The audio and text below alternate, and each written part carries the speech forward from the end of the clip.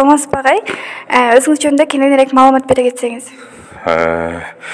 Мен атым Кыялбек, фамилиям Калбаев. Шул Төлөкөн айылынын тургунумун. Бул стипендия канчадан бери берилет?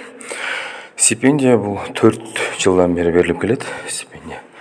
Эң биринчи баштаганда 20-30 окуучудан баштаганбыз. Азыр 50 окуучуга. Бул мектепке кооперативке 50 окуучу, Бодурташка 30 окуучу. Анан дагы башка мектептерге бар, где-то 100 окуучуга, ар чейректе 100 окуучуга стипендия беребиз. Бул стипендия кандай максатта жана кандай окуучуларга берилет? Стипендия максаты, менин негизги максатым бул жөн гана соопчулук. Анан кийин ошол менин айылымдагы окуучулар жакшы окусун, анан деген максатта гана жакшы окусун, келечекте жакшы адамдардан болсун деп гана стипендия берем.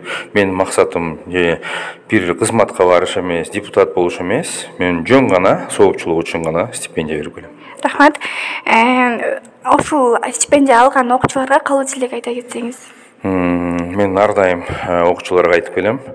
Жакшы окугула. Эгер жакшы окусаңар, силерде келечекте чоң ийгиликтер күтүп турат. Анан кийин эгер ким жакшы окуган болсо, анын келечектеги турмушу өтө жакшы болот деп айтам. Ийгилик. Ар дайым окуучуларга ийгилик каалайм.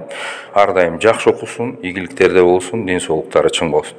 Рахмат чоң биздин интервьюбузду кабыл алып бергениңизге. Рахмат силерге.